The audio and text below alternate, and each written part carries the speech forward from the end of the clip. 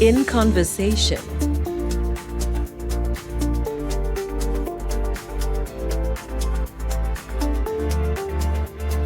Working with great leaders and leaving a legacy.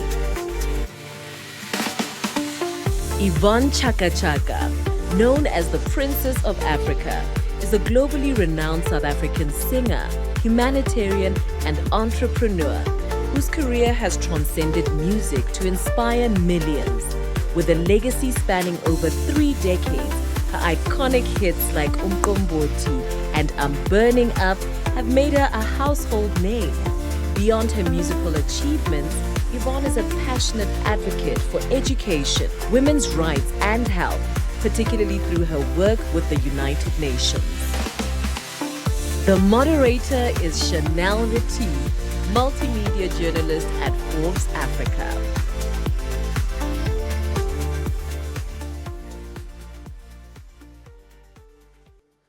Can we give another round of applause for the iconic Yvonne Chaka-Chaka? Ma, it's amazing to have you here. Your legacy extends far beyond South Africa. And something that we want to discuss with you today is looking at, the starting point of your career. What was that defining moment as a musician that you said, I've made it? Thank you, Chanel, and good morning or good afternoon to everyone. Just want to thank everybody, thank the organizers, and thank all these beautiful ladies who are here. I think I'd never wanted to be a musician. As a young girl growing up in Soweto, when my father died, I was 11, and my mother worked as a domestic worker. And I remember a teacher asking me when I was like 9, what would you want to be? Because I grew up during apartheid, I thought white was the only thing that was nice. I said, when I grow up, I wanted to be white. I didn't know that I was going to be black for the rest of my life, but I stand here today as a black, proud woman. Woo! Thank you. But when I found myself at Yvonne Records in 1985, I was supposed to go and get a scholarship to study law, because that's what my mother wanted me to do. But I wanted to be a chartered accountant. But I look back and I say, I was given this platform to sing, I'm in love, love, love with a DJ. And I thought, okay, it looks like there's longevity here. And I'm quite grateful because I would have been a poor lawyer or a useless chartered accountant.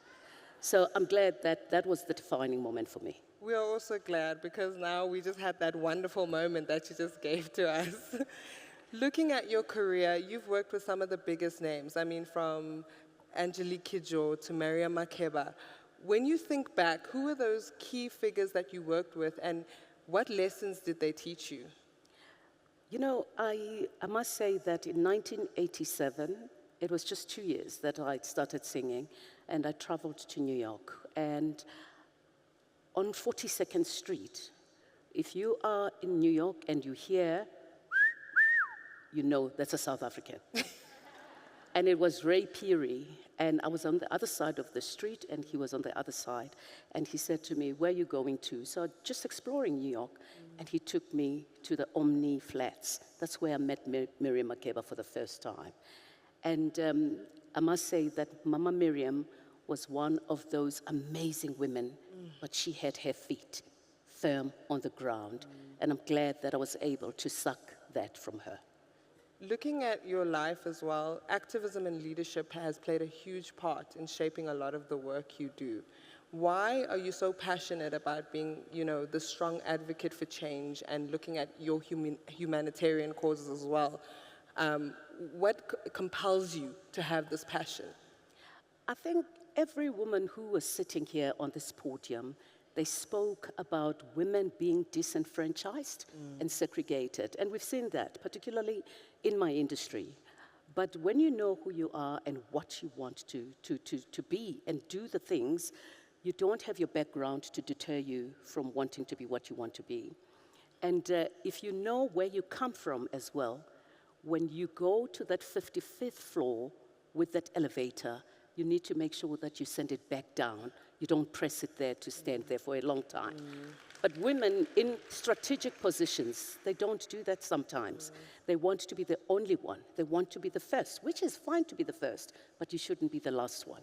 You must make sure that you bring others. So, you know, being the first person to win the Crystal Award at the World Economic Forum, it made me proud that I come from Soweto, but I've changed the narrative in the United Nations system.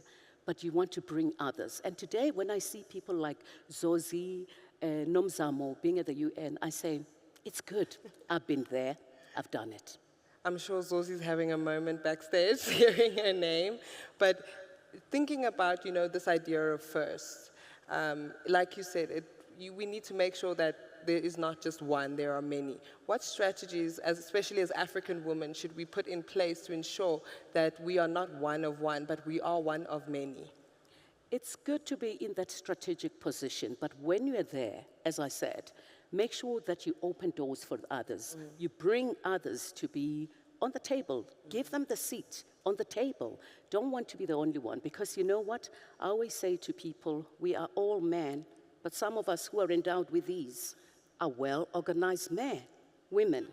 And it is important that when we lead from the front, and we lead with compassion. And a woman always makes a plan. And that's what we as women are good at. But sometimes we become so taken by me being the only woman in the boardroom, and men will twist your arm to agree with them if you are the only one in the boardroom. But if you bring other women, you strategize very well, and you lead with passion, and you lead like a good, phenomenal woman. I mean, talking about strategy and like bringing other people forward, you have been very, you know, vocal about young people and how young people are the future. Let's talk a little bit about the creative economy, and especially everything we're seeing with the growth of the creative economy from the African sphere. Looking at when you started and what an artist, you know, has now, what are the key differences, and how do you think more impact will be generated in this creative economy? When we started singing, there were only a few mediums. It was newspapers, maybe magazines, and radio. And radio will always be there for a very long time. And today, things have changed. The social media, and it gives young people a platform to spread their wings, and they can communicate with people all over the world. I think that's a very good thing. But sometimes, you want to ask yourself, other people say social media is bad. No, it's a great platform. It's just those people who use it in a very bad way, or to mock others, to diss others. But I think really things have changed, and they've changed for the better. And we want to say to those young people, use it to the best of your ability. I sit on the board of CSAC, which is the industry that looks after the creative industry. It hurts me when you hear young people happy that I've got 3 million views, but the 3 million views, does that change your pocket? Does it translate into... Does it translate to money? So these are the things that we have to be fighting for. You cannot be famous without, looking and saying, my work has paid me handsomely. So these are the things that we really need to change.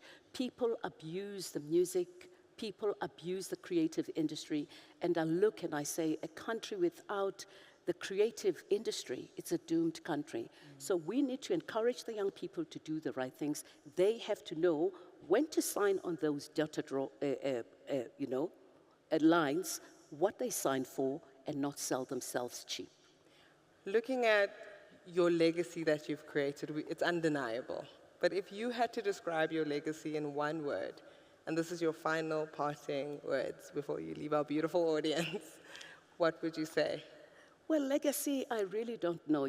I live for now because life is for the living, but I help where I can now. And I do things in the way that when you help somebody, you don't have to make them feel helped. You just need to do it in a very good way. When you are going to a board meeting and you feel, I need to take Chantel with, you need to do that. And that's how I do my things. You just have to do it in a good way. Yvonne, Ma, thank you so much for your time. Please can I give it a round of applause. Thank you so much. This way. This way.